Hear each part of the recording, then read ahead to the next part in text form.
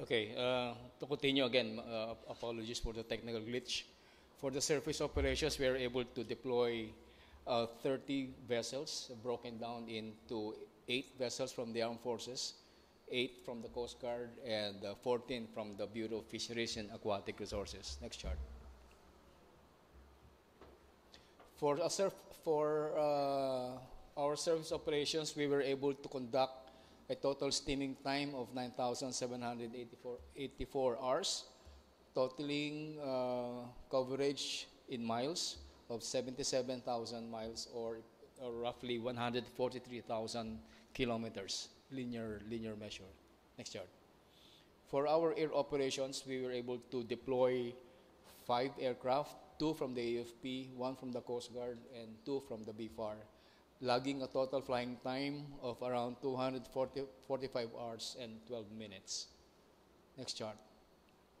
So with our assets deployed, we were actually able to cover 3 times more of the West Philippine Sea area because of the vessel and the aircraft assets that we have deployed.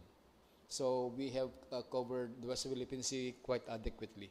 This is notwithstanding the ISR equipment that we cannot show because it's actually operation in nature, but it added to the what we call strategic presence that we have over the West Philippine Sea. Okay, next chart. Shown before you are actually the RORE missions that we have conducted, especially by the armed forces. For the quarter, we were able to conduct 25 RORE missions.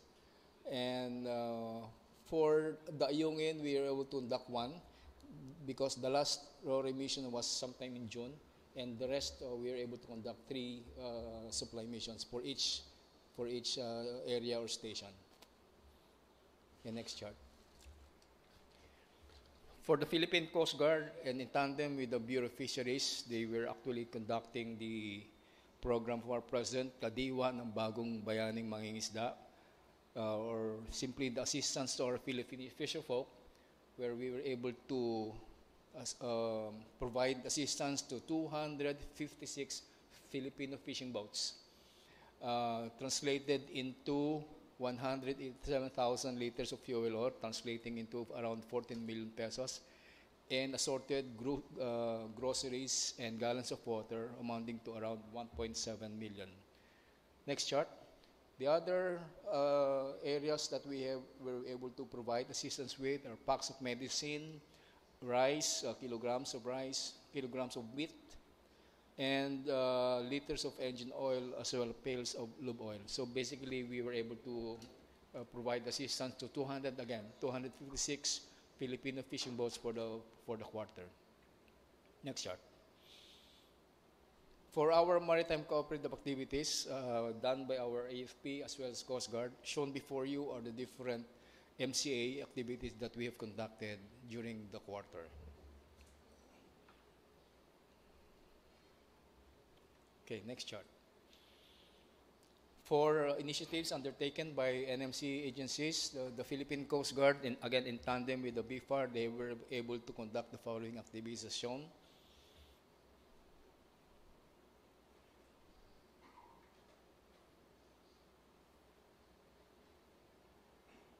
Next, the PNP Maritime Group and the Armed Forces of the Philippines also we are able to conduct the following activities as shown.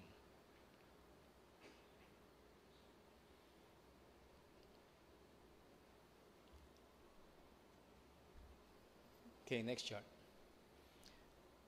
Our DFA, as of late, actually filed 49 diplomatic protests against China this year, for the details of which and its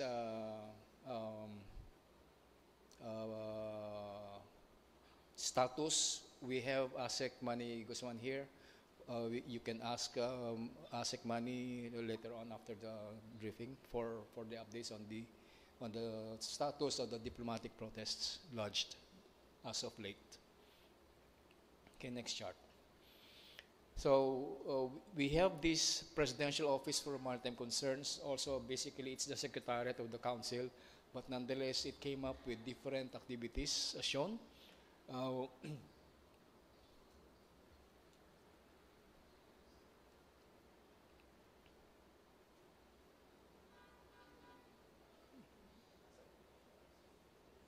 Okay, next chart.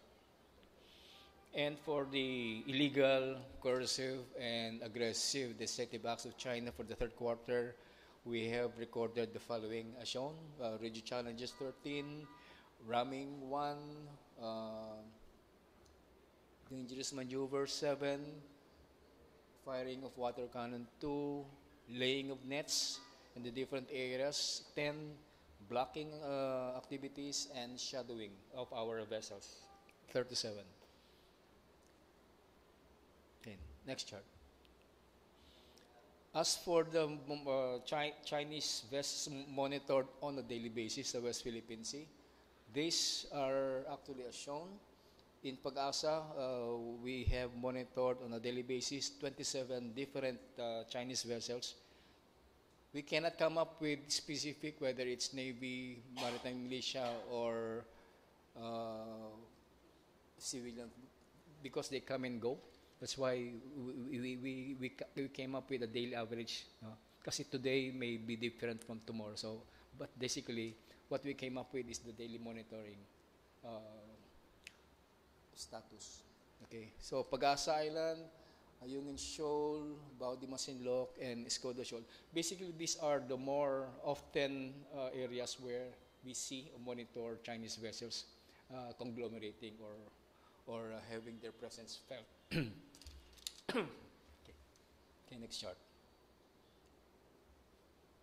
Okay. And shown before you actually are the more notable incidents in the West Philippine Sea. During the last press briefing, we already discussed the August 11 incident wherein the Chinese Navy and the Coast Guard vessel collided instead because of their dangerous maneuvers. And on August 20, as we have expected because of the August 11, there were marked increase in the presence of Chinese vessels, especially in Baudi Masinloc and Ayungin Shoal. And in September 12, this is very controversial, wherein China came up with a declaration that Baudi Masinloc is a nature reserve. And on September 15, actually, there was a disinformation activity, especially by the Global Times, wherein they launched Artifact Tell South China Sea Truth series. They already came up with 2 episodes. Another one is coming, I think, within the month. But nonetheless, they are, again, disinformation activities. And on September 16, just very recently, the China Coast Guard cannon, the BRP Gumbay Piang, and the PLA Navy having a live fire broadcast aired around the Baudi Masinloc area. This is to frighten our Filipino fishermen. Okay, next chart. We also were very thankful for our foreign partners, our foreign embassies here, for coming up with statements of concern and statements of support for our cause. Shown before you are actually the number of countries that have given these statements of support and concern, as shown.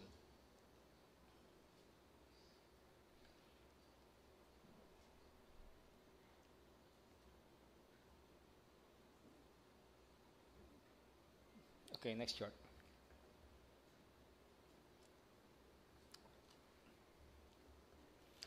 I would like to focus on this China's declaration of BDM as a nature reserve. The incident happened in September 10, wherein the State Council of China approved the creation or declaration of Scarborough Shoal as a nature reserve. And our DFA immediately issued a diplomatic protest to that effect, and followed up by a statement from the National Maritime Council rejecting also the China's approval of the declaration. And just late, if you will hear the news yesterday, our president came up with a strong pronouncement too that, as shown, if I may quote, this clearly violates not only Philippine sovereignty, but also the traditional fishing rights of our people guaranteed by international law including the 1982 UNCLOS, and affirmed by the final and binding 26 award of the SCS arbitration and relevant domestic laws. This was delivered by our president yesterday. So I'm just quoting our president in his ASEAN activity. Okay, next chart. What does China claim? They came up with this move purposely daw, no, to protect the biodiversity, stability, and sustainability of the ecosystem at Wangyan Dao, what we call Scarborough Shoal. And it is an ecological measure to protect the coral reefs and marine biodiversity. Anong implication nito? No? The implication here is it's actually a narrative shaping. It disinforms and misinforms domestic and international audience, present China as a protector of marine environment, but does not take accountability over the damage brought into the West Philippine Sea. If I may provide more implication, next chart. Ano ba itong implication na to? No? We would like our friends from the media and our Filipino people to know, ano ba ang implication nito?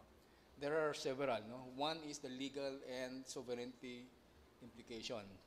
It is clearly a violation of UNCLOS and the Philippines' sovereignty. It disregards the Philippines' sovereign rights and jurisdiction over Baho de Masinloc. It also has environmental and resource implication, wherein it restricts Philippines' fishing and marine research activities, and may also further harm or harass our fishermen and marine researchers for violating the so-called violating protected area rules imposed by China. Okay. Next chart. Another implication is the security and strategic implication. It is actually an extension of the gray zone activities. Earlier we have identified that illegal, coercive, aggressive, deceptive. But with the establishment of this nature reserve, basically it's already an extension also. No? It is a civilian environmental action to expand influence without open conflict and can serve as a legal cover for permanent presence, build facilities, or even serve military purposes. So nakikita natin duplicity ng China. And it could also be a reason for them, for China, to challenge our forces within the declared protected area, stating therein a violation daw of their rules. So these are, again, the implications for security and strategic perspective. Next chart. For the diplomatic and regional implication, basically the declaration of the nature reserve erodes rules-based order. It violates international law and disregards multilateral maritime governance frameworks. Okay, next chart. Pero ano ba talaga ang ito? Basically, the declaration of this reserve is the height of China's hypocrisy. If you will remember about several years back, shown to you are actually footages of the giant clams harvested by the Chinese fishermen, being done at the very nose or in the presence of China Coast Guard in the area. Wala silang ginagawa. No? Kumbaga, kinalbo nila yung Scarborough Shoal, and yet they claim that they are the stewards of the marine environment. No? And pictures will clearly show that they are actually not the stewards that they pretend to be. And in fact, during the arbitral ruling, it was determined also that the destruction that the China came up with is basically one of the findings. Illegal harvesting of giant clams that destroyed the marine environment. Makikita natin yun sa findings ng arbitral ruling. Okay. Okay, thank you very much. We are now open for questions.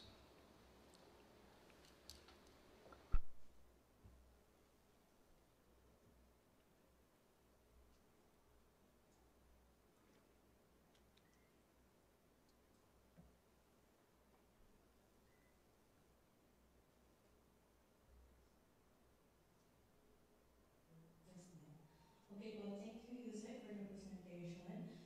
The floor is now open for questions. Again, please limit your question to one question and one follow-up. And please be reminded that state your name first and the organization you are affiliated with before your questions. Good morning to the gentleman of the band, Ivan Carina, sir, of GMA Integrated News. Yusek Lopez, since China declared Bajo de Masinloc as a nature reserve, what has been the actual situation there? Well, the again, one is they have increased their presence. No, they have increased their presence. Dati nun, mga ilan yan, but now our Coast Guard and BFAR missions would tell that there are more Chinese vessels every time we do our missions there. Every time we encourage our fishermen to fish. So perhaps Kumodo Tarila can provide some more latest update. Thank you, sir. Good morning. Regarding the update, no, as to the current status of Bajo de Masinloc, last week we monitored the Chinese government. They were already they were successful in putting two buoys, one in the center of Bajo de Masinloc, and then the other one is on the northern part. No? With regard to the deployment of the Chinese Coast Guard vessels, it remained to be significantly constant. When I say constant, it's between 6 to 10 China Coast Guard vessels all at the same time kapag nagpapatrolya tayo dito. This morning, we have deployed a Coast Guard aircraft to conduct an MDA flight. And some of the journalists are there. Your colleagues are joined the MDA flight.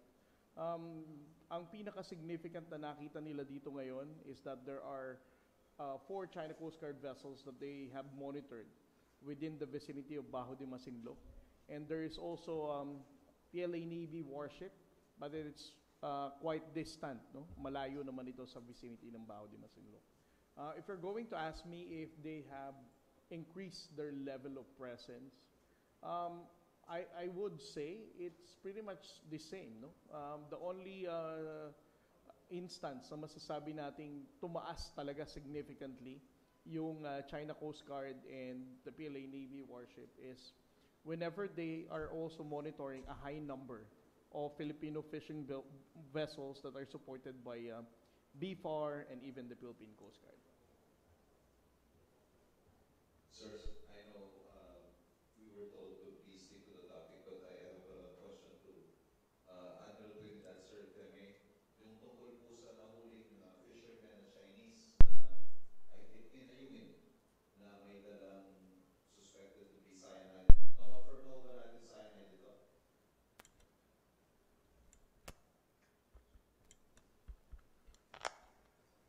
It was reported last Friday that there were 2 sampans that intruded into Ayungin Shoal.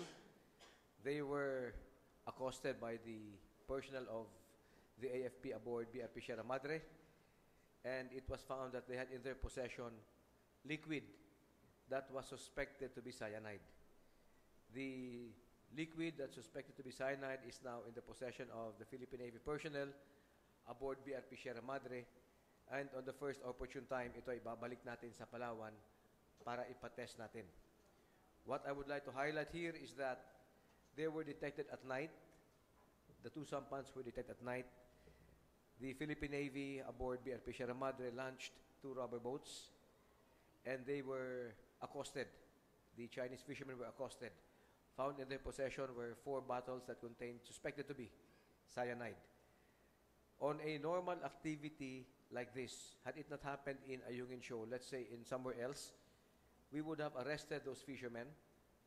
We would document everything and confiscate all the illegal paraphernalia. But since this was in Ayungin Shoal, arresting them would mean bringing them aboard BRP Sierra Madre, housing them, feeding them, and they may be able to see the pattern of life aboard BRP Sierra Madre.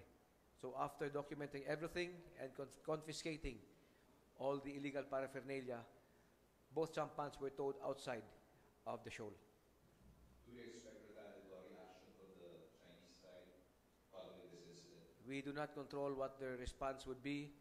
Nevertheless, the AFP, same also with the Coast Guard and BFAR, are always ready to respond to any unusual incident. Any more questions from our meeting? Good morning, sirs. This is Buzat from ABS-CBN News. Just to follow up from Sir Ivan's question. Sir, will it be the assurance that they won't come back to the Ayungin Shoal to fish again? Again, we don't control their actions. Kung bumalik man sila, handa naman tayo na ipatupad natin yung ating sovereign rights within Ayungin Shoal. Kung may mamataan tayo na pumapasok doon, we will do the same thing. Sir, probably some would say na this is somehow a positive action from the Philippine government kasi inahuling Chinese fisher folks. But is it only exclusive inside or within Ayungin Shoal, or can we do this as well sa ibang fishers ng West Philippine Sea? The dynamics in Ayungin Shoal are different from Bajo de Masinloc. What I would like to highlight here is that the resolve of your government to implement our sovereignty and sovereign rights. Number two, I'd also like to highlight that using of banned substances for fishing has been a trademark of the Chinese Communist Party. We also noted that in Bajo de Masinloc, as mentioned by our USEC, yung ating mga giant clams and other marine life within Bajo de Masinloc are already bare. Declaring it as a nature reserve is contrary to their actions of stripping bare all giant clams and other marine life of the shoal. So dito pa lang ay makikita natin their actions are illegal, their narratives are also designed to push further their illegal claim. So ingatan natin ito before we accept any narrative given out by the other side. That's why it's very important na maintindihan ng bawat Pilipino ang mensahe na binibigay ng ating gobyerno when it comes to the West Philippine Sea. Thanks, sir. Probably last question from my end. To you, Sec. Lopez, sir. You mentioned a while ago about the diplomatic protest against China. May development po ba? What's the latest from these diplomatic protests? Actually, we have the representative from DFA here, Sec Manny Bautista, for specific, maybe you can approach him later on. It's just that we cannot have him on board kasi they're not allowed because this is just a spokesperson's thing. So maybe your question you can ask on the side later. Thank you. Dagdagan ko lang yung action ng Philippine Navy, no. Way back, no. Every time we come up with illegal fishers anywhere actually in the West Philippine Sea, if we have the capability, for example, barko nakahuli noon, pwede namin hilain to the nearest station, coast guard station, or maybe BFAR station. It's just so happen that nasa Ayungin Shoal siya, rubber boat, and the nearest station will be Palawan, mainland Palawan. So the Navy cannot have it as a protocol. Kaya nga, minabuti nila na i-release na lang. Again, baka i-charge pa tayo for humanitarian reasons pa, no? So we just got all or confiscated all illegal equipment being used, like for example yung compressors, anything that is being used for the illegal fishing, kino-confiscate natin, dino-document, and again, kung kaya naman sana, hilain sana dun sa the nearest BFAR or coast guard station, we will do that. But unfortunately, the situation, when was that? Sunday? Friday, did not offer those conditions. But normally, kung pwede namin hilain para even yung the suspected liquid, whether it's cyanide or not, but definitely it's something harmful for the marine environment.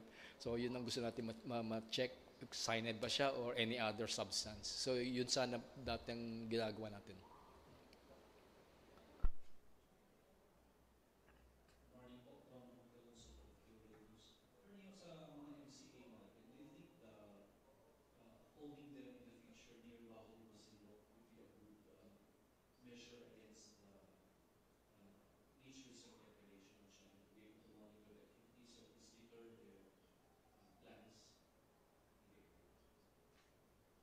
Well, the MCA activities with our partners like Minded Nations only show one thing, hindi nag-iisa ang Pilipinas.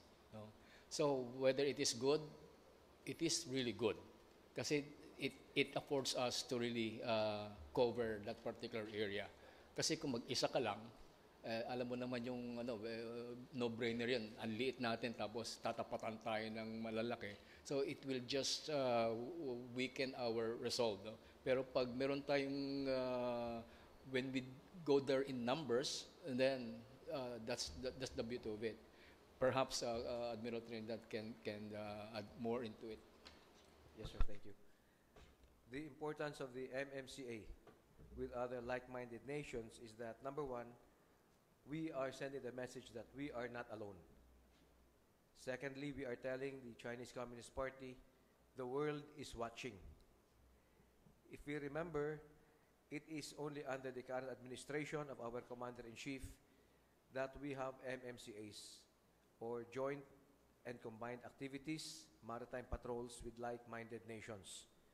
We are grabbing this opportunity in the Department of Defense and the AFP, number one, to allow the AFP to be able to integrate, to plug and play with modern militaries.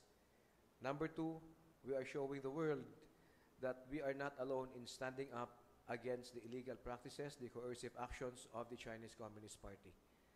Number three, it is very heartwarming to note, as highlighted by our Secretary of National Defense, that a lot of countries have expressed support and sent their forces here to do maritime activities, to do exercises on land, on sea, and on air. And no one country has supported the claims of the Chinese Communist Party. All of this, when seen in totality, highlights our stand. We stand with international law, and we are backed up by the international community.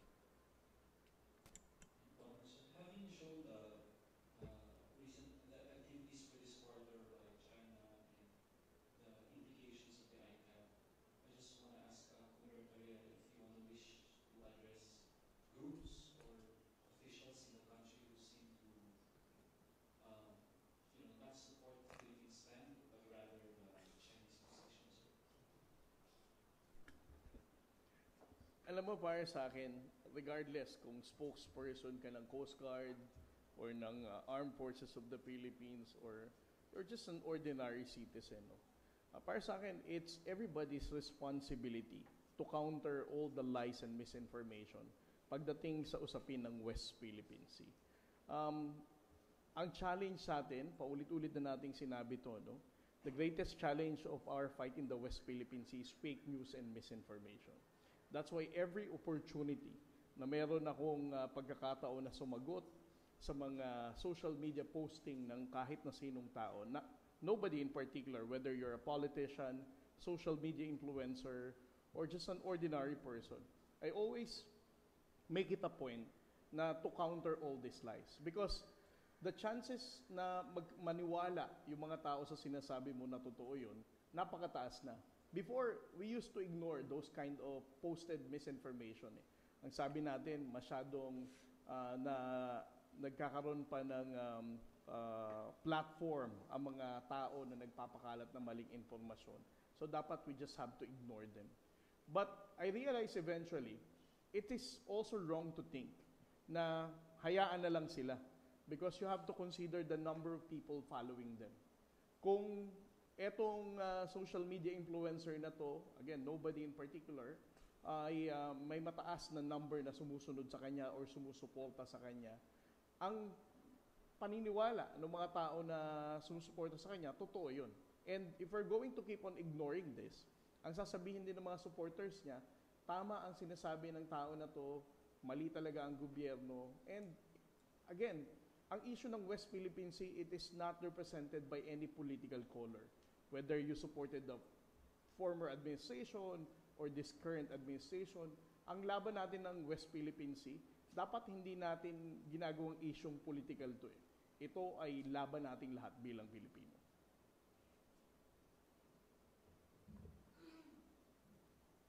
Sir, also about, since this is about education, yung sa DepEd plan natin to include in the curriculum, are we gonna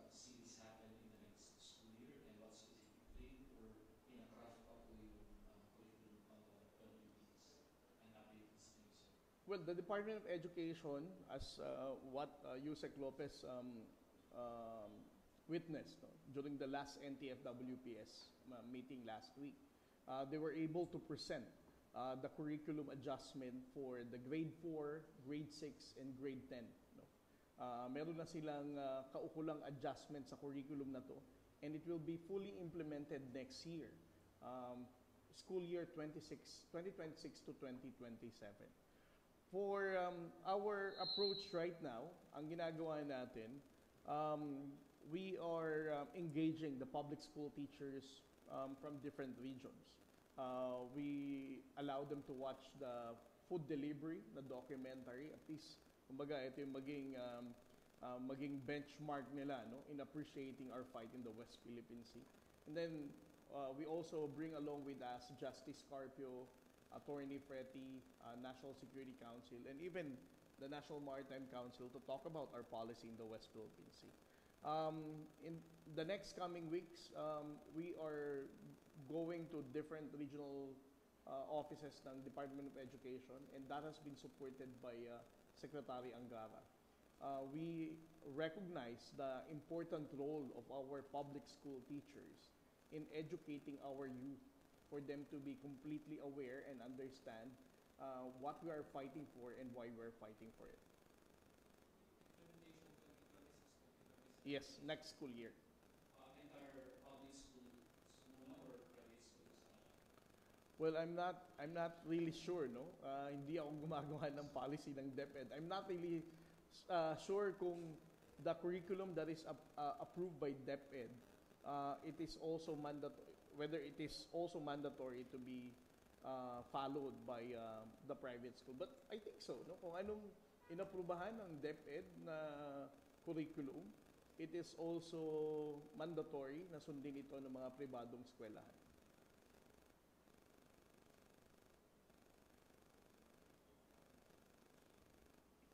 Good morning, sir. Gabby Tumalak po from Philippine Daily Inquirer. May updates na po ba tayo sa rotation and resupply mission sa aluminum? Rore, sir. The conduct of the RORE is under the auspices of the Commander of Western Command, and the moment it will be finalized and executed, the appropriate press release will be released. You'll be informed accordingly. We don't usually announce our operations in advance. Thank you, sir. And last na rin po for me. Given the situation in the West Philippine Sea, meron po ba tayong mga bagong policy pronouncements po sa pag-address ng mga actions po sa WPS? Well, insofar as policy issuances are concerned, we benchmark with what our president has said. Sabi nila, any disagreements or discourse will be handled peacefully, working through the different diplomatic channels and mechanisms. We'll be working through with our like-minded partners, like-minded nations and treaty allies.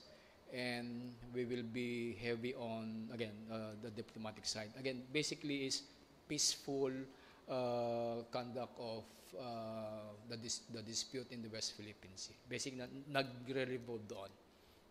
Thank you po. Dagdagan ko lang yung sa DepEd. No? Actually, as mentioned by Commodore Tariela, we have discussed that during the last NTF-WPS meeting. Some questions emanated like, why start with grade 4, not in the lower, for example, grade 1, grade 2, grade 3. So these are actually being considered. And ang maganda ito, it's not only the executive initiative but also with the legislative. In fact, a law is being passed in Congress, especially by the WPS bloc, and coming up with a whole of government approach to address the West Philippine Sea, awareness issue of the West Philippine Sea. Sir, may pahabulan ako dun sa deployment natin ng air and sea assets. Yung 30 vessels deployed and 5 aircrafts, is that an improvement? I mean, nag-improve po ba ang ating capability in terms of deployment of resources? Well, definitely, definitely. Aside from improvement, it's more on yung how we schedule. Kasi doon pumapasok yung efficiency and effectiveness of our scheduling. Hindi pa pwedeng banat tayo ng banat. So it's even scheduling, because of our finite resources, we try to come up with effective scheduling so that we can maximize our limited resources. I would also like to add, no, I would argue na ngayon, for the Philippine Coast Guard, I cannot speak for the Armed Forces of the Philippines. But for the Philippine Coast Guard, mas madami tayong deployment ngayon at mas matagal na. All because of the support and priority of the national government. We want to ensure the safety and security of the Filipino fishermen. Nung magsimula ang taon na ito, inilunsad natin together with NMC and NTFWPS yung tinatawag nating kadiwa para sa bagong bayaning mangingisda. That's why every month, every time na may monitor tayong mataas na bilang ng mangingisdang Pilipino, the Philippine Coast Guard vessels are strategically deployed in those areas na alam nating may mataas na bilang ng pangisdaan. So there are two main reasons. No? One, it's because of the capability of the Philippine Coast Guard. We're acquiring more assets to have more vessels to be deployed in the West Philippine Sea. And most importantly, of course, secondly, is the logistical requirements. Nitong taon na to, mas mataas ang naging suporta ng ating pamahalaan for the West Philippine Sea operation. Kung kaya, if you have more funds for fuel, obviously, it will have more deployments and longer deployments para sa Philippine Coast Guard. Thank you. Anything else? Or